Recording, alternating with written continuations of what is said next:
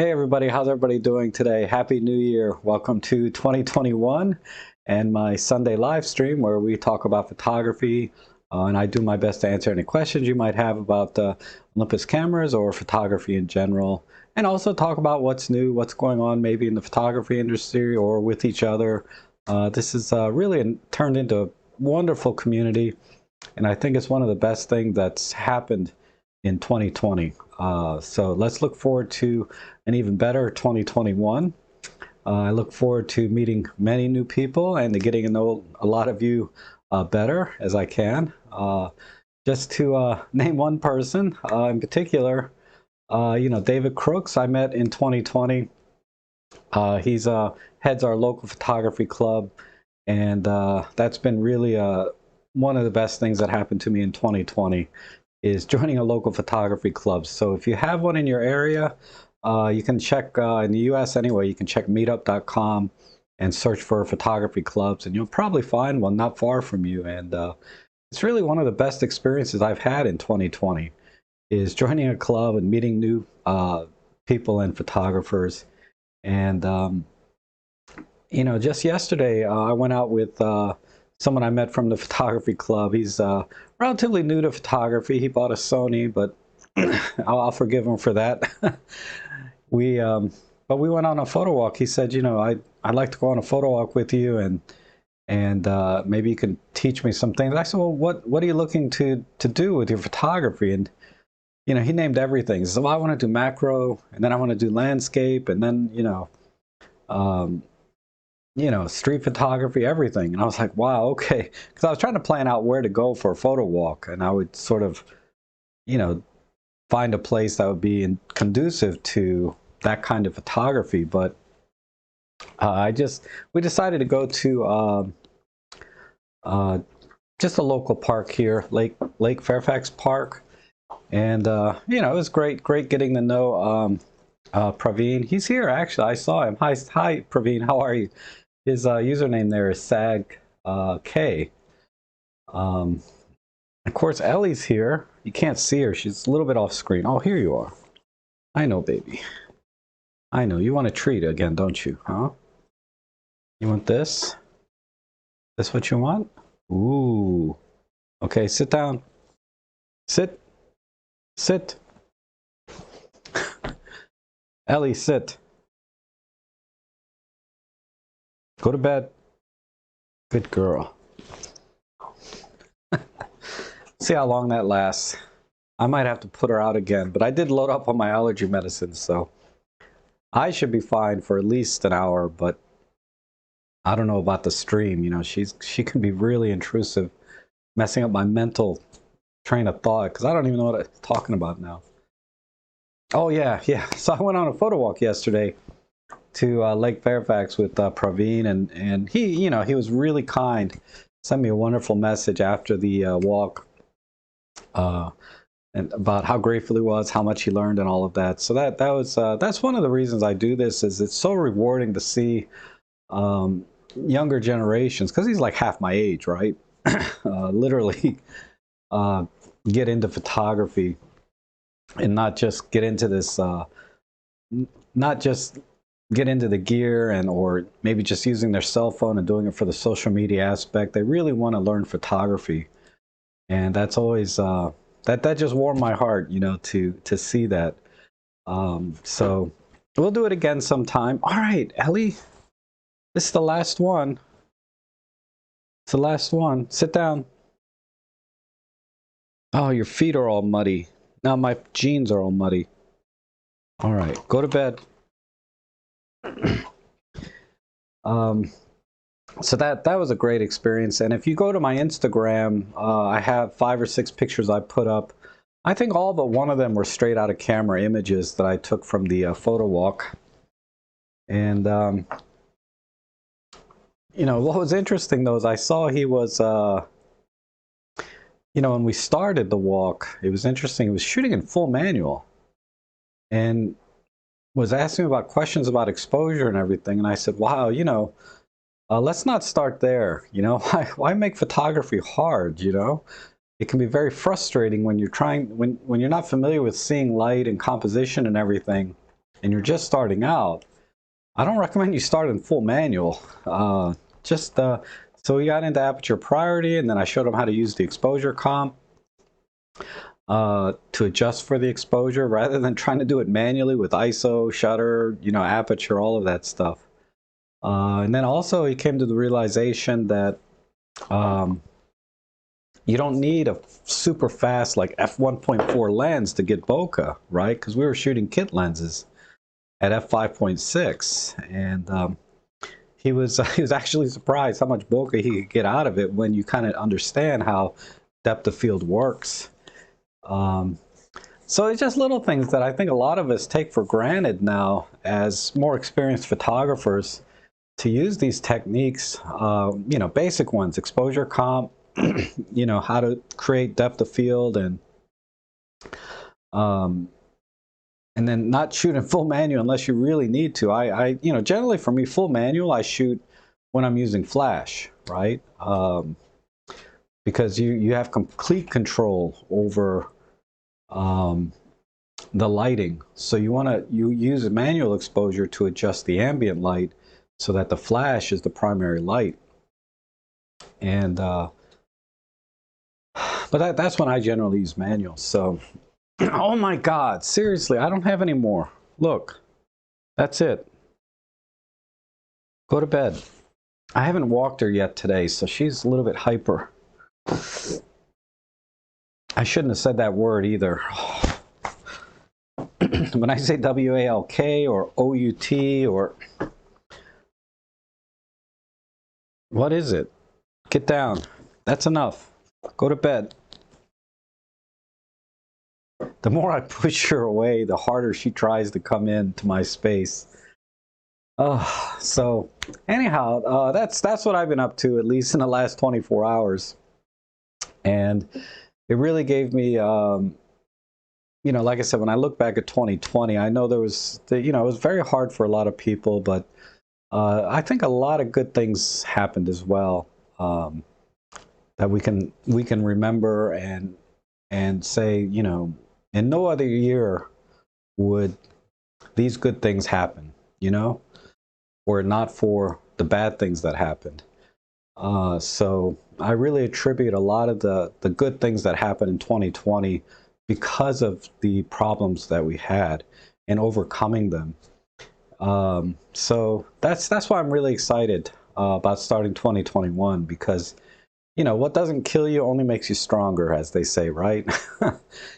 So that's my little monologue, I guess. I don't know, just off the cuff as usual. I never script anything or have any idea what I'm going to talk about when I come on these streams. But when I see the names in the chat section, and I think about the conversations we've had, and the things that we've done, either through the tutorials I make online or the stories that you tell me and the emails that you send. I really feel always welcome here in my own chat, in my own live stream. But that's important, right? I wouldn't continue to do these live streams if I came in every time and I got bashed all the time, or tons of hate, right? You have to, even though it's my own stream, it's not my stream, it's your stream. And I'm only here because you allow me to be. You welcome me into your homes, or wherever you are. And that's really always, I consider this a privilege to be able to stream and talk to you guys and ladies. So thanks for that. Thanks for letting me into your homes today and taking time out of your day to be with me. It really is a privilege and honor for me to be here. And I'll do my best to help you with your photography, or talk about anything you want, really. So let me see who's here. Who else is here? I saw a lot of names here, a lot of usual suspects, Scott and Jonas and Randy, Seraphin, Andreas. David's here. Happy New Year. David Tellick, good to see you. I'm really trying to finish. I got like 3 frames left on that Pen F you gave me. It's a film camera, for those of you that, I'm not talking about my digital Pen F. And I should have took some yesterday, but I was just so involved with, showing Praveen how to use his camera, or talk about composition and all that stuff. But I will finish that this week, and then once that roll is finished, I only have a few frames left in another camera, and then I'm going to try and get like 4 or 5 rolls developed all at once, and then maybe in a couple of weeks I'll have them scanned and ready to share with everyone my experience of really getting back into film. You know, I shot some film here early last year and developed them, and they came out fine, but you know, that was just doing things very methodically, right? Checking the exposure, making sure I had all my settings right before taking the picture, shooting side by side with a digital camera. And but the last couple of rolls, I really shot with it to in a more organic fashion, right? Like I was trying to take pictures with it rather than trying to get the exposure right. So hopefully these rolls will be a little bit nicer, if that makes any sense, right? Because a lot of times when you're starting out, whether it's digital or film, you concentrate so much on exposure, you know, and settings, and trying to optimize to get the best image quality. And sometimes you forget that you're there to take pictures and really enjoy that time with your camera or with others if you're in a club or with friends, right? That's what the last couple of rolls kind of represent for me, is a little bit more organic, more enjoyable experience of just taking pictures using film. And that's one of the things I want to do this year, is do a little bit more. I may not do videos on them all, but you know, my own personal enjoyment, I always recommend, if you're already pretty well experienced photographer with your digital camera, you should try shooting film if you've never done it before. Just get, even if it's just one of those little pocket cameras that you see at weddings, they're just disposable. They're like $15, right? Just try it and really just have a different experience with photography. All right, you have to go. You want to go out? Are you hungry? What is it? Let's go. And Dave says he's still dead except text, which is working. And Thomas says things are okay. And John McCormick has a question. He says, thinking about the f1.8 prime for the M10 Mark II, either the Ollie 25 or the Panasonic 20. Your thoughts on pros and cons of both? Okay, that's a good question. The Panasonic 20mm f1.7 is a pancake lens, so it's not much bigger than, say, this, right? And when you put it on your camera, you know, it makes the EM10 almost pocketable. Like if it's a coat pocket, no problem. And it really makes the camera feel very nimble. Even though technically it's the same camera, it just feels more nimble. The only downside really with the Panasonic pancake lens is the continuous autofocus is a little bit slow. Point-to-point autofocus, so it's not a sports action lens. Basically, it's more of a street lens where you're just taking shots here and there. And another challenge is in video. Autofocus in video is very, very slow and noisy, right? It's not a quiet lens for video because the camera's internal mics will pick up the audio noise from the lens itself. But optically speaking, every image I've seen from it has been excellent. You know, if not equal, if not better than the Olympus version. Now the Olympus 25mm, I'm using it actually right now, is not going to have those same issues with continuous autofocus. It has faster autofocus motors in it, and it's just as sharp, like I said, as a Panasonic. And certainly in video recording, the motors, the autofocusing motors, are virtually silent, so they're not going to be picked up by the camera's internal mics. And the autofocus speed will be much faster in video and more accurate. And for photography, if you're doing high-speed continuous autofocus, you know, high-speed shutter with continuous autofocus, then you'll get much better performance. So it's more conducive to fast action type scenes. It's going to lock focus quicker and more accurately, in my opinion. So really, I think if you're just using for like a street lens, travel lens for basic things, I might go with the recommend the 20 millimeter, because it is nice to have a very compact setup. Because the 25 millimeter sticks out. It's more like, it's kind of like this lens. It's about the size of this lens extended, right? In terms of size, versus more of a pancake lens like this. So it's not going to be pocketable, or it's going to be awkward in a coat pocket. So I'd argue that the 20 millimeter pancake's a little bit better for travel and general street photography, and the wider field of view is nicer too for travel. You know, you capture more of the environment.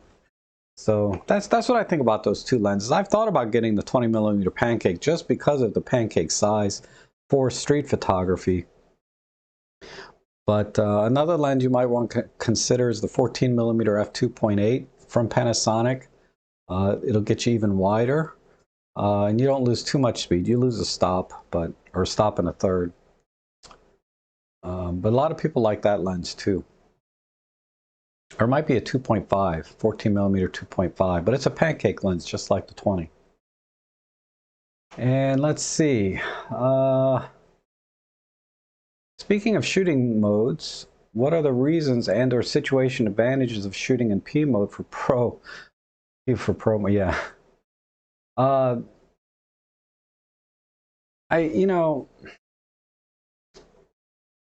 can't think of too many advantages of shooting in P mode over, say, just shooting in aperture priority mode. In P mode, you still have exposure shift, which is sort of like exposure compensation. So it's not a big leap to go from program mode to aperture priority mode. I think there's some other things program mode sort of does for you, but let's just say that other than controlling all three corners of the exposure triangle, ISO and shutter speed, and also having the ability to do exposure comp in terms of what they call program shift, it's not a bad mode to use, you know, for just letting the camera do everything.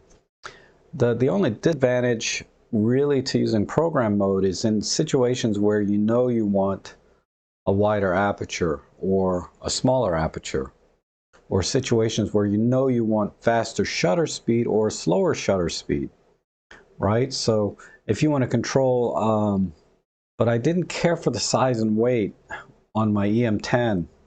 It's great on EM1s, but I don't care for it on my EM10 or my EM5. It's just a little bit too big and heavy. I'd much rather use, you know, a small prime or a small, like my favorite lens now for photo walks really is either this, the 12 to 32 pancake from Panasonic. Again, it's not great for sports action, but it's fine for just general street and travel. It's either this one or the 14 to 150. This is a little sharper than the 14 to 150 lens, but obviously doesn't have the zoom range. Okay, dang it, my stream is buffering again.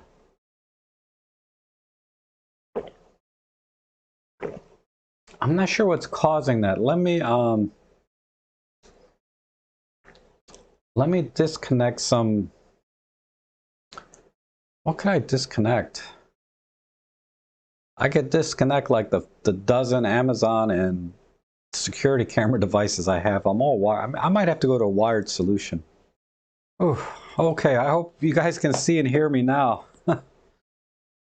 Anyone can see me, just let me know in the chat section, and I'll talk about what I did differently and what maybe the problem was. I don't know. So Richard can see me. I'm sorry. God, I'm down to like nobody's here anymore. Everybody left. It's almost like I should probably stream again this evening or something and make up for this time. But I just reboot the router because I did a little speed test. You know, on my internet, someone had said check my regular internet connection. So I did that. I did a speed test, you know, at speedtest.net, and I was getting like 2 megabits per second. And then when I reboot the router and I was able to reconnect, now I'm getting, 25 to 100. It's still not where it should be. I should be at 100 megabits up and down, which is what I was getting a couple of weeks ago when I last checked it from my wireless connection, which is way more than enough than for streaming. Streaming is only like 4.5 or so. It's doesn't really require much bandwidth to stream. So working well at the time. Let's hope this holds up, but it seems like it was rebooting the router. So I unplugged the router for 1 minute to, let the Verizon side reset. Hopefully seeing I'm not online anymore, then connecting maybe to a new channel through their fiber optic network. So I'll just type in here, refresh your page. I should be better now. Okay.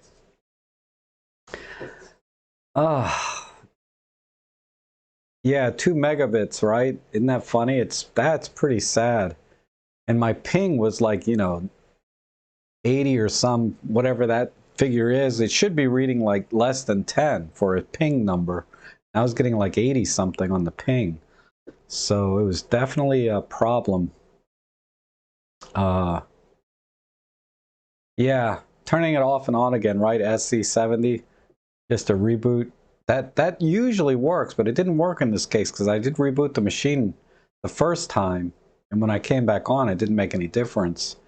So I said, well, let me reboot the router, and that seems to be helping. Because now my signal, at least on my end, it looks like I'm transmitting a good signal. Yeah, 80 millisecond ping is pure crap, right? Yeah, that's pretty bad. But when I redid the speed test before I came back on, my ping was like 9 millisecond or whatever. Like I said, whatever that number is, which is acceptable. I think more than acceptable, especially for streaming. Man, I had such a good flow of thoughts and everything when I started. Luckily, the replay seems usually okay. It doesn't have those buffering issues on the replay quite as bad. So what I'm going to have to do is, after the stream is over, cut out the part that is just black screen or dead or looks bad, right? And one of the reasons, man, I can't see myself. Hold on.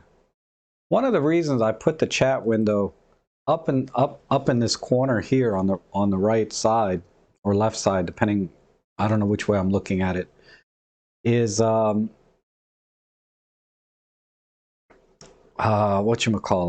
is when I go back and edit the stream, the cutout parts, you lose the chat on the side window that you would normally get with streaming. Which, the chat section is the best part of the stream, not just watching my talking head, right? But it's seeing all the chats and questions and comments from you guys. And that's why I put this over here, is because if I do have to edit, like I will have to edit this one, you lose that entire chat section on the replay. And there's several hundred replays of this live stream after I'm done, even though doesn't get a lot of views initially. Sometimes I get more views after the stream is over from people watching the replay. Your wife's running the microwave. Oh my God, those things are scary. I mean, I guess we've been using them for 50 years now, or maybe longer. But I still stand, 5-6 feet away, a couple of meters away when I turn that thing on. I just don't like to be near it. Because those microwaves, just cooking you from the inside out, just scary to me. Looks like we're back up to a decent level. I'm glad for those of you, being very patient and coming in and coming back. But anyhow, let's see. Hey, Rob, so not sure if you saw the note KH has a used. Yes, I did see that, Adam. Yeah, I was I did answer you previously. I guess it got messed up in the stream, but I think yeah, I don't think I want to buy that lens again. It's useful for video work, uh, but I'm not doing that kind of video work. If I go back into video work where I would need a lens like that, uh, I can I'll buy it again. And for photography, yeah, I love the close focusing. I love the sharpness, and the zoom range is perfect. But I much prefer just, you know, these this little 12 to 32 kit lens. It's just a lot easier to put on my EM5 Mark III or my EM10, but primarily my EM5 Mark III is my primary photography camera now. For my professional work, I use my EM10, I'm sorry, my EM1 Mark III with a 7 to 14 millimeter, and that's all I need really for that. And I supplement it with a kit lens if I need to. So the 12 to 40 Pro lens is a great lens if you're using like an EM1. It's very well balanced. It's like bread and butter. But I just prefer my EM5 with this lens, or maybe even the 14 to 150. You know, uh, I just don't need an f2.8 lens, a fast lens for photography. And Nature's asking, has anyone got the Olympus red dot sight? Olympus sent me one for free. Interested in how to set this up and use a particular lens before I go out. I'm not that familiar with that thing. I know a lot of people, I forget, one of our buddies did a review on that red dot sight. I think it was Peter. Peter Forsgaard might have done it. If not, maybe Jimmy Chang at Red 35. You know, he's the red dot guy, right? um, Or you can check Matthew Gasquet. One of those guys might have a video on it. Because I have seen videos on it, but I can't remember where I saw it because it just wasn't something I use. I don't have super long tellies. You know, I got my 75 to 300, but I'm not, you know, I don't need a dot sight for that, really. Yeah, I'm just going small.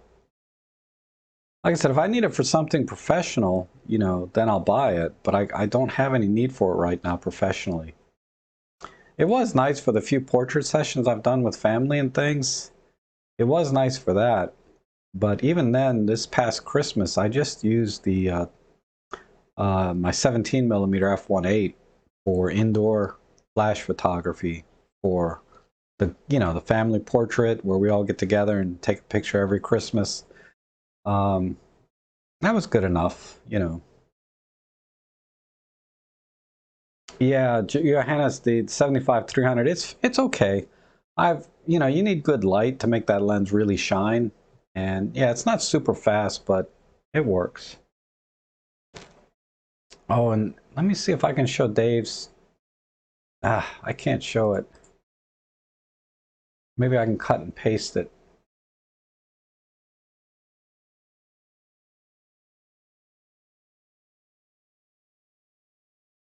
Uh, YouTube.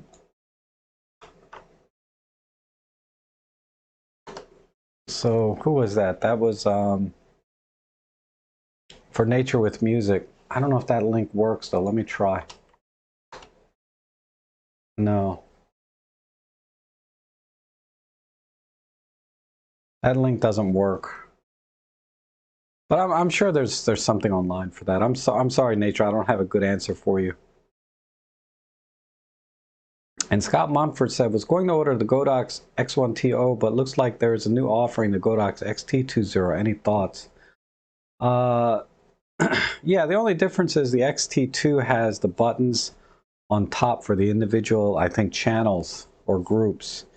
And on the X1T, you have to use a scroll wheel to go through the different channels or groups. I think it's groups. Let me look at it real quick. Godox XT2.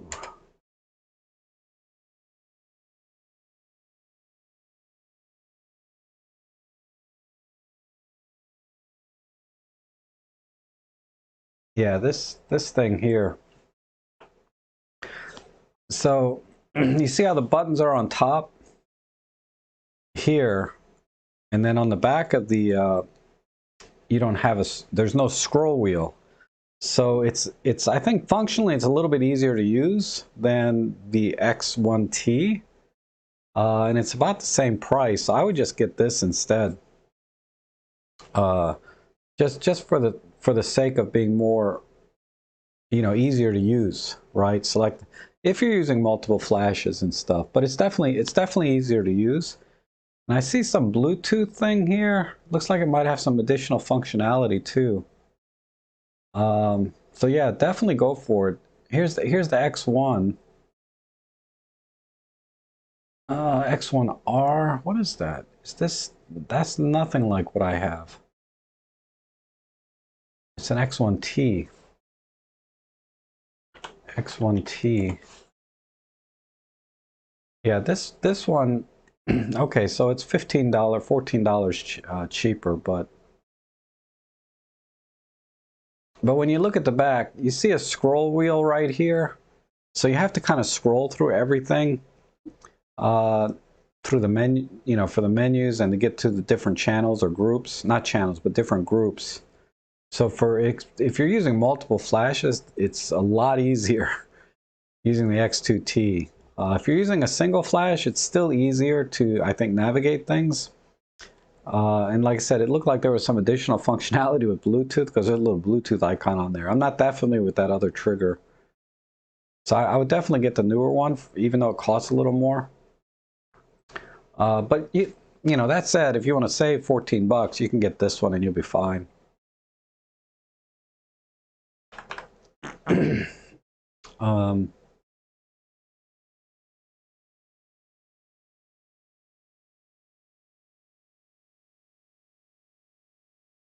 Thank you, Bob. Hey, Bob, how are you? Yeah, Matthew and Peter both have reviews for the E1. So it was those two.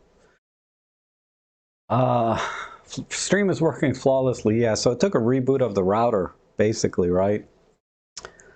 I don't know why the ping and the up and download was so bad. I don't know what it was. And Scott said that's what I was thinking too. Yeah.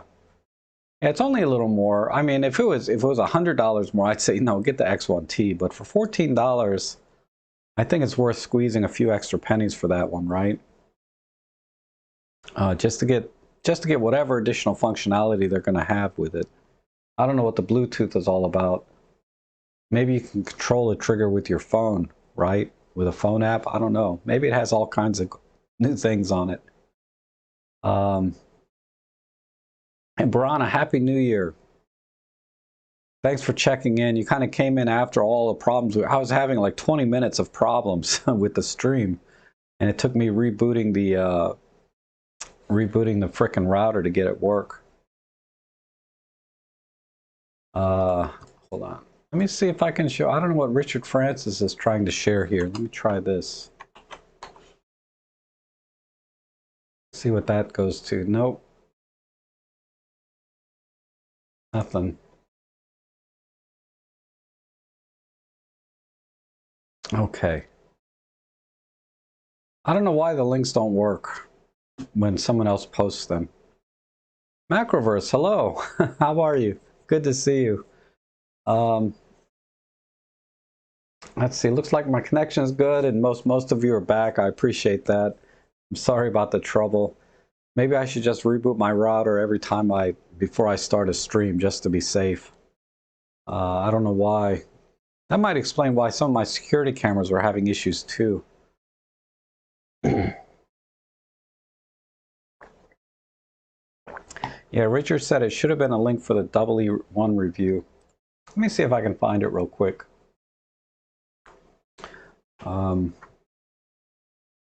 I mean, I know Nature can find this himself. Let's see.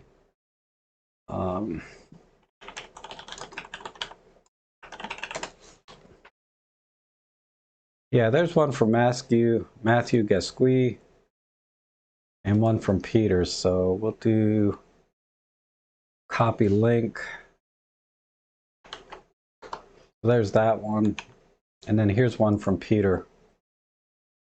I don't think I've watched either one of these.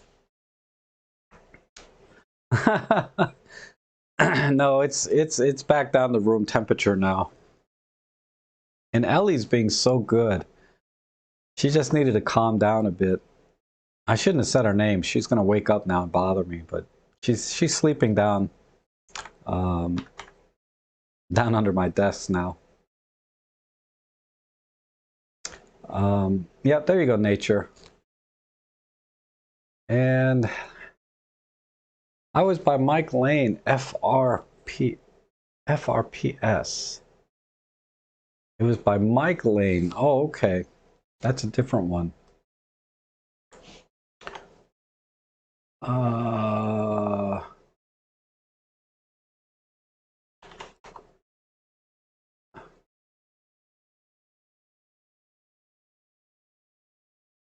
Yeah, I don't see that one. EE-1.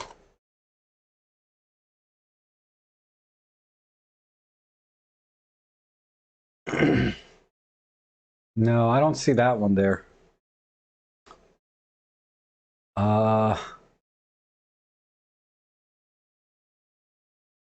Well, you know, Scott, if I try to right click a link, I'll show you. You see how your link here, Richard Francis, right, is all grayed out? I can't right click it. So what I did is I just highlighted it like this, and then I cut and paste it. But then when I do that, you know, it didn't work. So I don't know why. Maybe part of the link is cut off or something. Try this link. Okay. Let me see.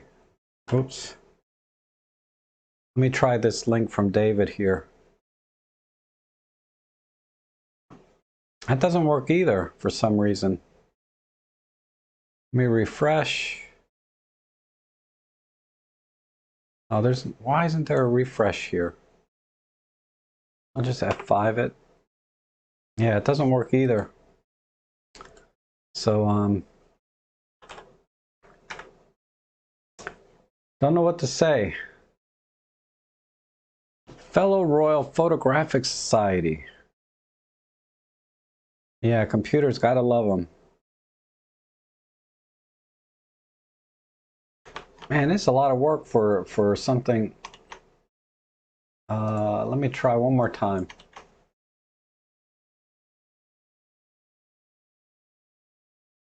Olympus E-1. Ah, no, that's Peter's. I found it. Okay, copy link. All right, here's the other one. Let's see if that link works. I don't know. It's just not working from here, but that's another link. It looks like the same one that maybe David gave us. But I'll show you. All I did is here's my search. There's my search thing, right? Olympus EE-1 plus Fellow Royal Photographic Society. And then it showed up here. There's Peter's, and then it's this one here. The second one in line.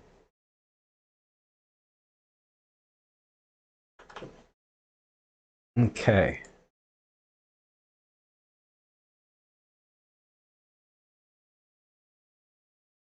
Yeah, Lauren says people cannot place links. If you post a YouTube with a link, the post will show to you, but to no one else.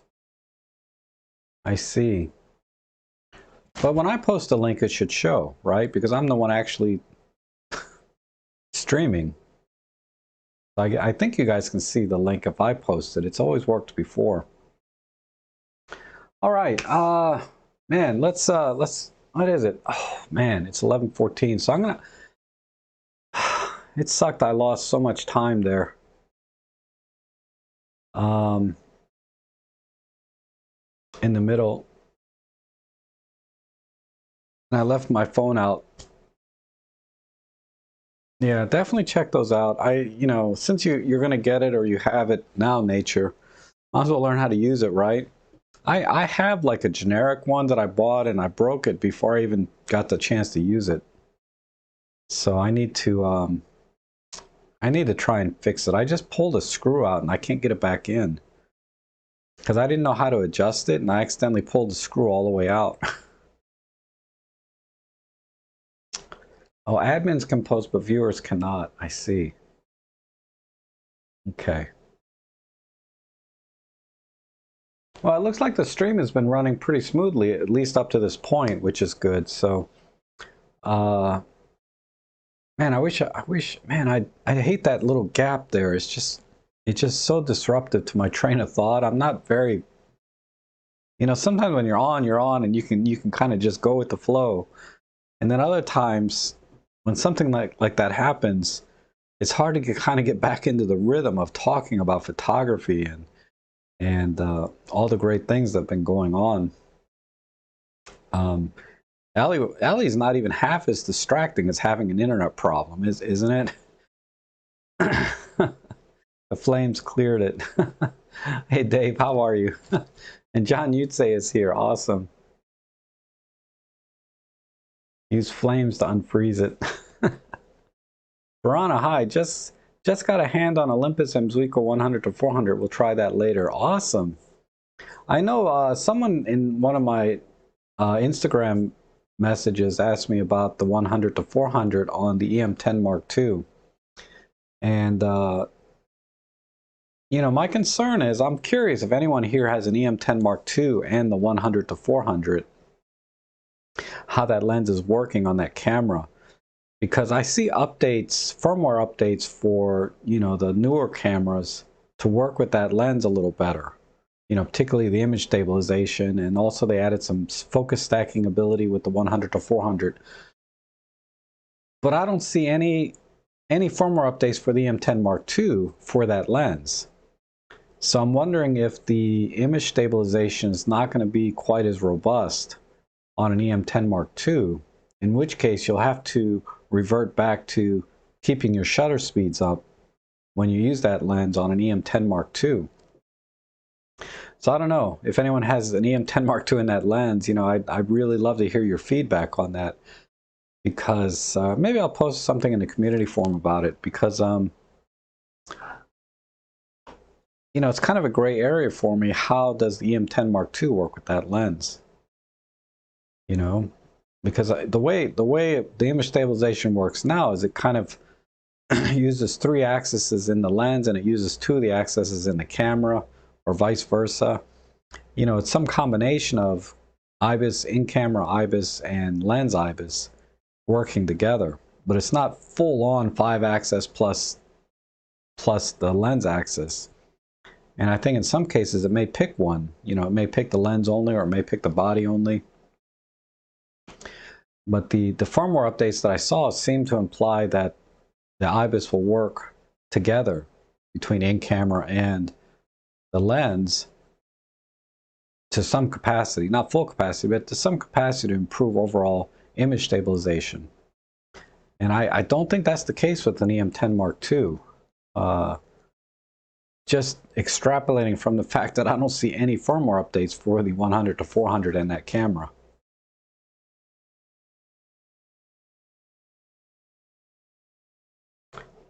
Stiff, jerky, lack of sharpness of 400 millimeters. Wow, you're talking about the Panasonic Lumix 100 to 400. Yeah, I hear the zoom ring is a little bit stiff. The images I've seen from it though have been excellent, but I don't own either of those lenses. I'm just not a super telephoto guy, right? Super, but not telephoto. Would be nice to see what you think of that lens on the week's stream, next week's. Yeah, definitely share with us, Nature. Or I'm sorry, Barana. Definitely share with us, Barana, that lens. What camera do you have though, Barana, with that?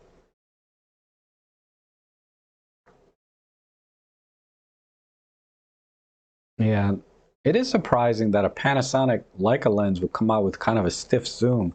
Even Matty Salanto, when he did his review on it, talked about how the zoom ring is a little bit stiff. So it is a little surprising.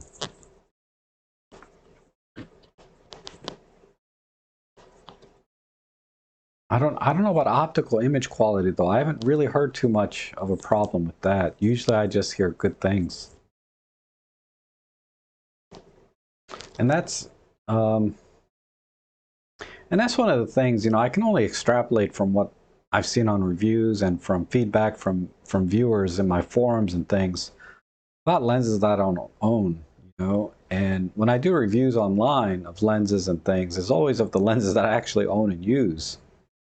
And I often get questions about how does it compare to this other lens, and it might be a lens I don't actually own. So the best answer I can give is I don't know. It's probably fine. I haven't heard anything bad about it.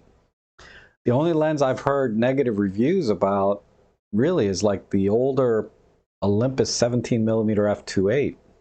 A lot of people don't recommend that lens. So, you know, I always tell people I don't own that lens, but this is what I've heard.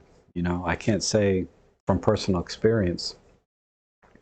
And Richard says, I have the Panasonic 100-400. It's nowhere near as solid a feel as the Ollie Pro lenses, and it isn't as smooth a zoom, but it does work. Yeah, that's the general feeling or the general things I've been hearing as well. And I think even Peter and Maddie may have done a comparison between the two lenses. They did a video together, I think a collaboration, where they put those two lenses together. I think. Let me just do a quick look. Peter Forsgaard 100-400 versus. Yeah, they have it here. So this video here. So you can see my search term, Peter Forsgaard 100-400 versus, and they're doing a direct comparison. Like I said, it's not. I haven't watched that video, but I'm sure it'll give you a good idea between the two. Wow, the Olympus looks a lot bigger just from this little bit that I'm seeing. Let's see. Look at the size here. It does look. It looks substantially larger. Look at these two guys. They're so happy. Wow, that's awesome. Okay.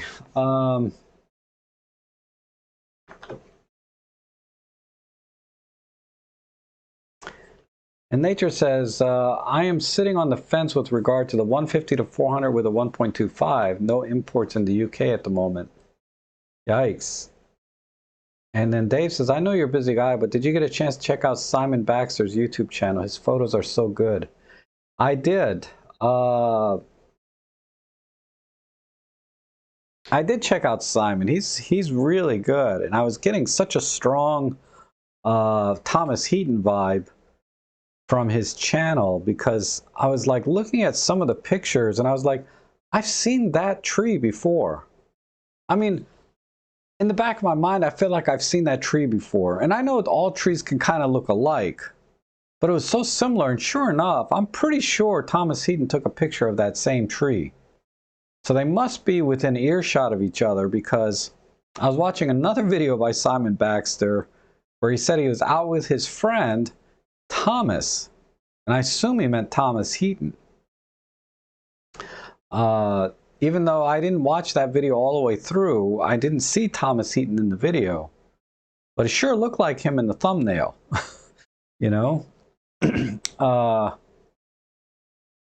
So I was I really did like his channel, and I like his thinking and the way he talks about woodland photography, and it got me thinking a little bit about woodland, about how he looks for patterns and connections between trees, right? Because a lot of times you go in the woods and trees are all over the place, and it's hard to think of a composition, but you don't have to think about a composition. Sometimes you have to just look at how the trees are kind of connected to each other, or finding that connection and then working the scene until you get the connection that you want to show between the multiple trees. Because trees really have a sort of their own ecosystem, or they're kind of their own thing, where when they're all growing together in the same area, they have to work together, right? They can't compete against each other so much as try to work together so that the forest thrives. And at the same time, also by thrive, I mean by reproduce, right? Spread their seeds everywhere. Or not seeds, but the acorns and however else trees grow, So I think what Simon is doing is when he goes out and he takes photography of trees and woodlands, he has a really good eye for finding that harmony between different trees and the landscape within that little forest or woodland area to produce the kind of images that I saw that he made, because he made some really beautiful images. And I tried to do that myself yesterday when I went on a photo walk, to some extent, from the 2 or 3 videos I watched of Simon Baxter that gave me this sort of insight into woodland photography. I tried to do that, and I'll just show you 1 or 2 images from my Instagram.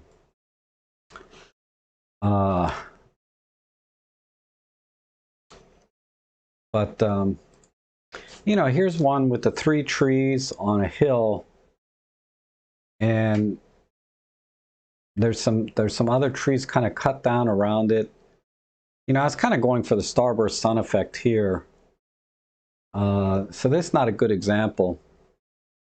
And this is an interesting tree. The way it's kind of framing this person walking. And then there's, in the background, there's just more trees kind of all growing.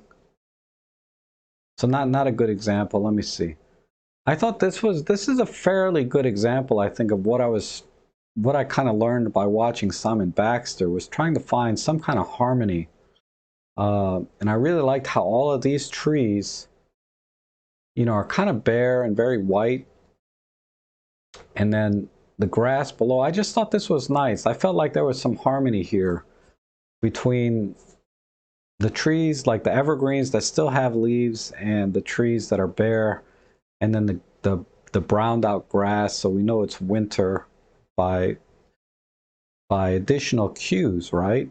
It's not just, excuse me, these trees are not dead, but it's actually winter time. So we have the evergreens, and then we have the very brown grass telling us this is a winter scene, not dead trees. And we can assume that they're not dead, but by giving additional clues to the environment there, you're much more inclined to believe these are winter trees where they've lost their leaves and are kind of hibernating now, versus these trees are dead, right? It's kind of a leap, but that's, I think when you take a picture, you should always try to include just enough information to give you the context of what we're looking at. And that's what I tried to do here. And this one here, I tried to, the bench is kind of the main subject, but there's some very powerful trees behind it, right? Like that giant tree right next to it. And then a few other trees behind it. And this one, I used the trees as a backdrop to the message here that was left, about this dog, Murphy. I thought the trees framed this very nicely. And let's see. And then this is kind of the same scene as before, but I included two people down there at the bottom to give the scale of the trees some, give it scale, right? To see how tall and how big this area really is, or how tall these trees really are. And I just thought, the way this tree is falling here is kind of framing the grass and the 2 kids here. And then these other trees are framing, and you know, this is another straight out of camera. These were all straight out of camera except for the starburst shot images that I did with my EM1 Mark III and 14-150. So anyway, so yes, I did watch Simon Baxter. I'm really going to enjoy watching more of his videos, and you know, as a compliment to Thomas Heaton videos.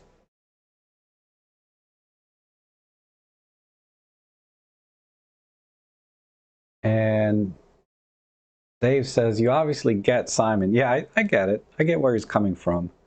And then Lauren says, the long lenses all have one thing working against them, heat waves. Yes. Taking photos during hot days of the year can be challenging. Yes. You know, atmospheric problems when you're focusing on things so far away. Never mind heat waves. You know, there's other problems with the atmosphere, you know. The humidity can cause problems and things like that. So that's why shooting like high resolution images with a telephoto lens is, you don't really gain much, if anything, when you do things like that. And tree posing, and John, you'd say mystic philosopher photographer. And Richard said trees are very stubborn, very tricky to get them to move. Yep. Color contrast is cool. Thanks. Yeah, I did dial in a lot of contrast with the highlight shadow feature in the camera. And then I think I used Vivid, and I may have done some other tricks. I can't remember. I was with every picture I took, I was like going crazy with the dials on the cameras, setting things to capture the mood that I really wanted to capture straight out of camera.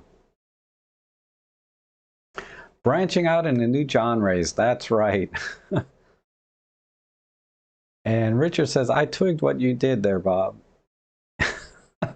You guys are killing me. We're barking. And then Seraphin says, why do you think tracking is lacking on the EM1 Mark III? Went to the store to compare it to my G9 and was surprised how much better the G9's tracking and face recognition is. Have extra cash to spend. I don't use tracking.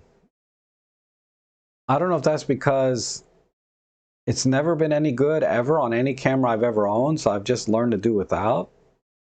So I don't see a need for tracking. I mean, that could be part of the problem, right? It's just my experience has been bad, whether it was my Nikon, my Fuji, whatever camera I ever had. Tracking always sucked, especially the Olympuses. And I know the face detect is awesome on the M1 Mark III. I don't know what it is, how it is on the G9, but on the M1 Mark III, it's really freaking awesome. You know, to every camera I've ever compared it against, including my Panasonic S5, it does an excellent job.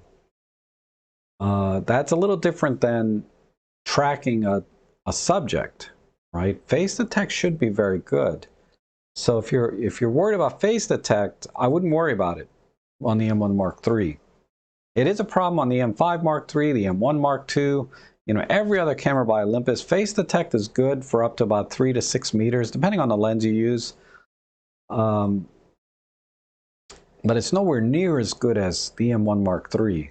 No camera I've ever tested has beaten the M1 Mark III. It's matched it, or maybe slightly better.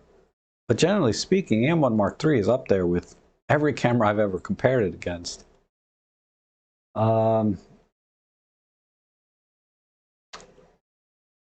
But why do I think the tracking is so bad or lacking? I don't know why. They don't have good programmers there for tracking. They're trying so hard, you know, like with the EM1X, you know, they have those planes, trains, automobiles, now bird tracking, and they have to use some dual processor, very sophisticated algorithms, machine learning, all of that stuff. And so that tells me Olympus is really having a hard time with it, that they have to go to such extreme lengths with doubling the hardware to try to achieve that with certain subjects. And, you know, I was hoping with the new Mark 9 processor that it would have enough power to drive a good algorithm for tracking. And it probably does, but they still don't have the tracking algorithm down for Olympus. And I don't know if that's because the resolution of the autofocus system is not fine enough, because it's what, 121 points? Autofocus, it may not be a high enough granularity in the resolution or autofocus system to track objects well in combination with the sensor 20 megapixel. You know, it's a combination, right, of reading off the sensor and then reading off the autofocusing system, and then merging those two data points in together to track an object. So they just don't have it, and they may never have it because of that physical limitation of the autofocus system, is my thinking. I'm not a camera engineer, but it just, if I try to think intuitively what might be the issue, I think that's where the problem lies. Rob is looking at tree feng shui. Well, that's a new word for me. Yes, Elaine, hi. Yeah, things are working now. Things are back, kind of. I need to, let me click a couple of windows closed. I got so many windows open right now.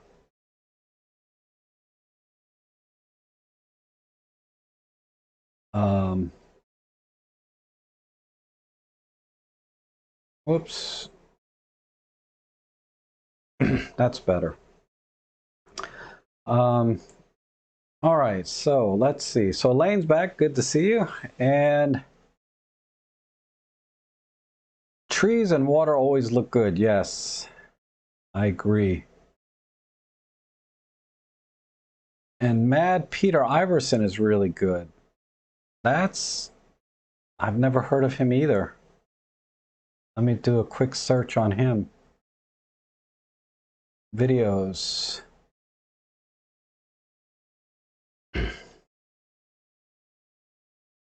So here we are, Mad Peter Iverson. Interesting. I'll check him out. Why not?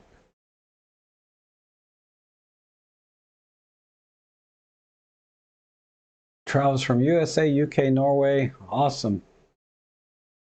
Man, look at, with landscape photography, that's one of the challenges. I don't really go anywhere. I'm not a big traveler, right? So I'll never be a good landscape photographer from that respect. And Nature says, oh, Nigel Danson. Yes, Nigel is very good too. Yes, I've watched Nigel. I think Nigel, let me just double check if I'm thinking of the same person. Nigel Danson.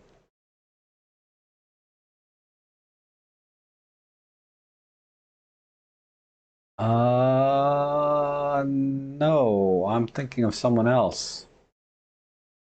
Dang. Yeah, here's Nigel Danson. I gotta subscribe to him too.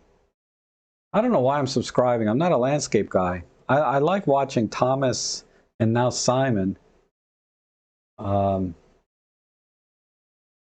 do like this trees photography though, but there's no place like that around where I live. Something like this and this and this. Maybe something like this.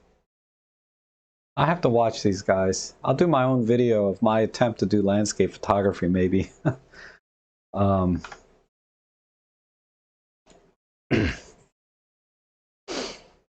And Elaine says, I never did travel. The only time I leave is to move to a different city. Yeah, I'm pretty much the same way. I used to travel when I was much younger, but I hated it. I hated traveling. So, and it's a real problem too. Not just for my professional photography career, right, or landscape career, if I ever have one, is socially, like from a dating perspective, man, when you tell a girl you don't like to travel, that's it. You are out of the picture, man. It doesn't matter if you're content, committed, want to have kids, all of that stuff. If you don't want to travel, yeah, She cuts you off. Nigel Farang. Wow, that's another new name I never heard of. And robtrek, you say you'll never be a good landscape photographer, but you can be happy you help so many people get better. Yeah, that does bring me happiness. And Rob, you can plant some trees, but you'll have to wait to photograph them. It might take a couple decades. If I should live so long. My mom's always trying to get me to plant trees, you know, like plum trees or apple trees. You know, I'm like, no, I don't want any more trees in my yard. It's a pain to rake them. Yeah, to rake the frickin' leaves there, you know. I mean, I love trees. I love trees. I got one giant oak tree in my backyard and several oak trees around me from my neighbors' yards that give plenty of shade in the summer, which is really nice. But, man, other than that, I just need one big oak tree or something. I don't want lots of trees in my yard. Yeah, Cornet travels a lot from bed to fridge. Yep. And just travel to the bank. Yeah, when I owe them money. Yeah, 500px. Yeah, they have some great images. Generally, like most places, but particularly 500px, people only put their very best of the best there. And Lauren says, street photography is fun. Waiting for the days of Amish doll look to go away. Amish doll look? Hating the mask shots. Oh, yeah. Okay, I understand what you mean. Yeah.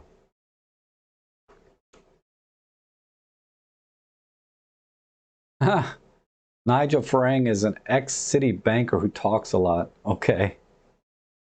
And Nature says, travel is not a problem. Minicab taxi to airport, fly to destination, get picked up at the airport by minicab taxi person or visiting. So easy.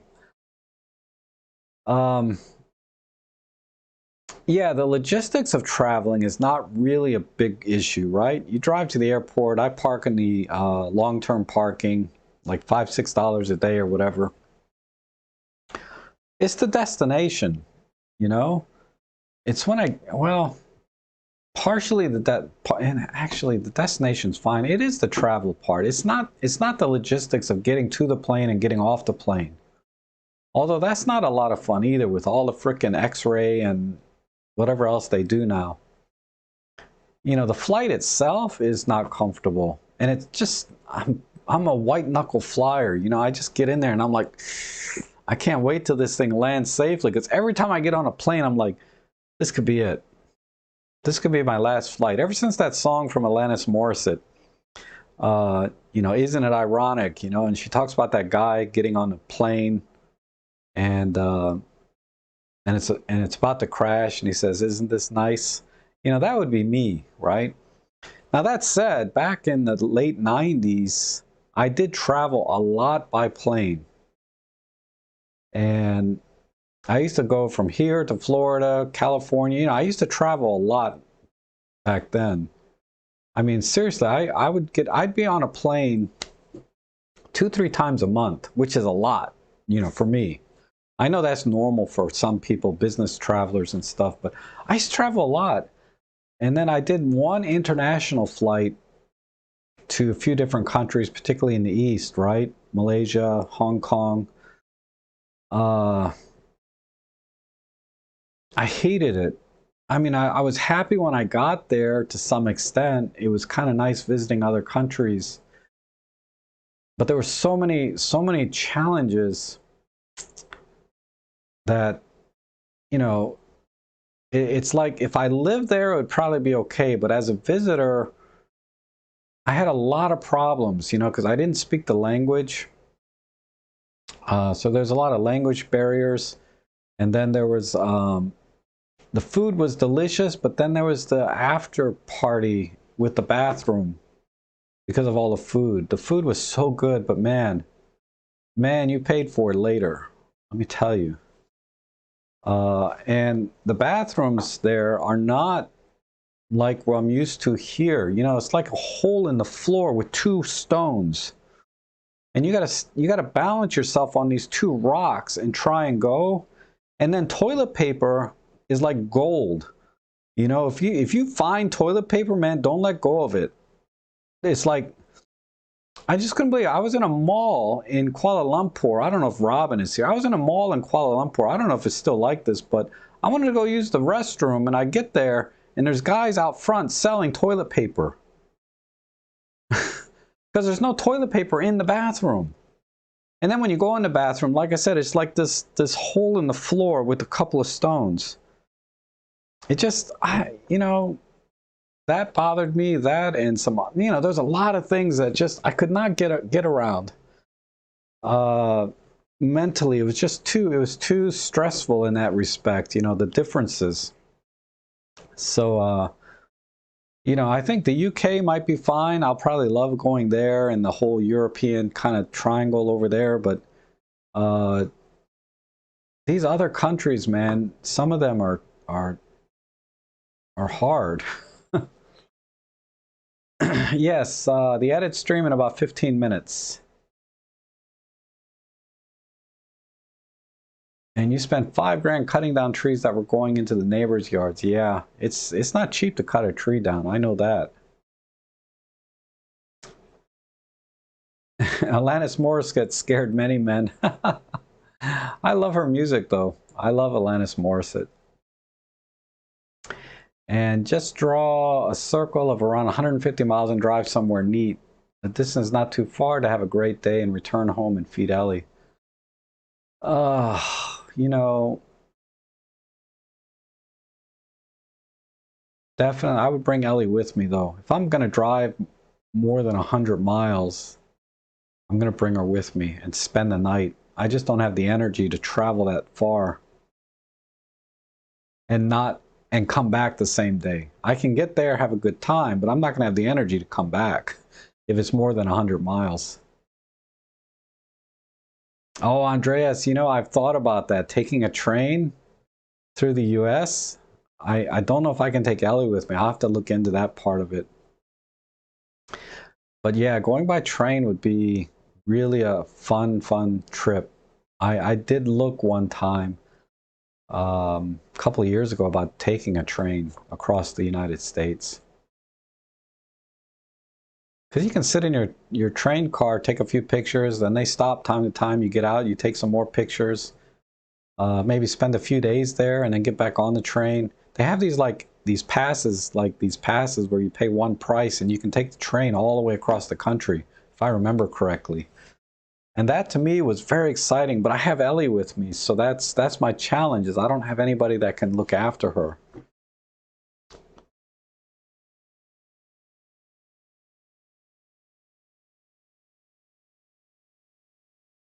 And Jeff says, worked with Leonard Skinner the week before the, oh, wow, that's sad. And Dave Nelson, the reason there are so many British landscape photographers, there are so many gnarly old trees. In the USA, we cut them all down for progress. Yeah. That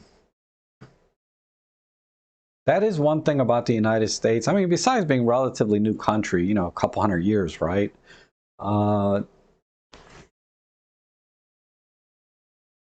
You know, we have no problem with tearing down historic sites. It's like, you know, and to save the site as a historic site, like, takes a massive effort. If nobody stood up for our historic sites here in our country, they'd all be gone by now. But thankfully, there are people that do care about our history and the few sites. And, you know, by historic, I mean, they're only, you're lucky to find things that are more than 100 years old around here. That's a rarity. Even in Alexandria, there's a lot of houses maybe 150 years old now, but they're far and few between. Mostly everything has been leveled and replaced by glass and steel. They're just, you know, and you do have to kind of go out a little bit into more barren areas to find things, but then it's kind of scary too, you know. They're far away, and, you know, I don't know if anybody saw Texas Chainsaw Massacre, but yeah, there's some crazy people out there.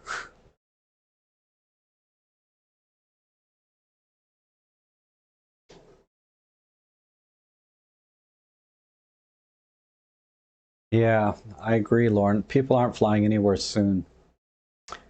And Dawit says, no toilet paper in toilet is normal. Yeah, I didn't like it though. And Seraphin says, it's that way in Ecuador. Bring it or buy it from the person before you enter the bathroom. Yeah, I just, I didn't get that. Steven says, yeah, we have toilets with paper running water. And Elaine says, when Jagged Little Pill came out, I heard You Ought to Know and fell in love. She came out to our city 2 weeks later. She was unknown, and I saw her in a little bar. Those were the days. Yeah. Oh, that's lucky. You got to meet her. Wow. Um, and Johanna says, plane or camper van. Sounds good for travel photography. And Pen Pal says, in many states where restaurants are shut down, there are no bathrooms available. Yeah, that's tough. I was watching those glitter bomb videos, and they were tracking this one group of thieves, package thieves, and they were stopping every block, right? And they had this weird pattern all over the city, and it turns out they were just looking for a bathroom after they stole the package. um, and it's why you love Augustine for all their history. And Williamsburg is great to go back to the 1700s. Oh yeah, I've never been to Williamsburg, I don't think. And Thailand still has many squatter potties in the northern half of the country. Yes, I believe that. Carry a sponge. Um, no, you just wear socks, and if you run into a situation, you can use your socks and then chuck them. My first boyfriend used to take me every Saturday night to Eraserhead and Chains Texas Chainsaw. I spent a lot of time looking at the theater floor. Yeah. Um, and Nature says never really had problems. Never had the problems you have traveling, except for when I was doing dragonfly and butterfly trip in Bulgaria. Some issues in the gum. Yeah. Curious mind. That's so wrong. 10 minutes. Yes. We will move on. I lit. We used to go to Williamsburg for Thanksgiving every year. Oh, okay. Well, we'll have to do that again when things lighten up, in terms of lockdowns and things.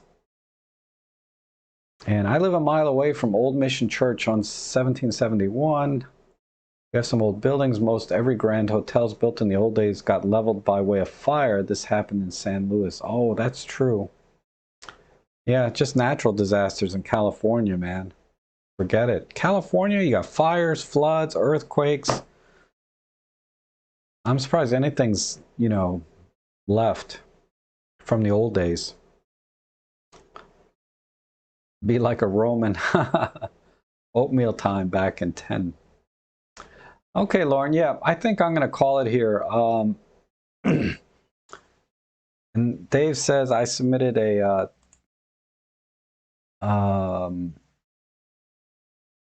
hold on, I lost my submitted TIFF. Oh, I can do Canon RAW files in Lightroom, so you can submit the Canon file. I just do them towards the end instead at the beginning. But okay, our conversation has gone to Romans doing it with a sponge or using a sponge. So I think this is a good time to break. So thanks everyone for joining me today. I really appreciate your time. And I'm going to go to my photo editing live stream now where you can submit your images. But I appreciate you coming back. If you sat through any of the problems I was having kind of in the middle with the streaming and coming back and hanging out, it's like I said, it's always the highlight of my day. I may not come back on Tuesday, though. I may take a day off on Tuesday from streaming. So I have to give that some thought. But we'll see you guys next time. Hope to see you again soon.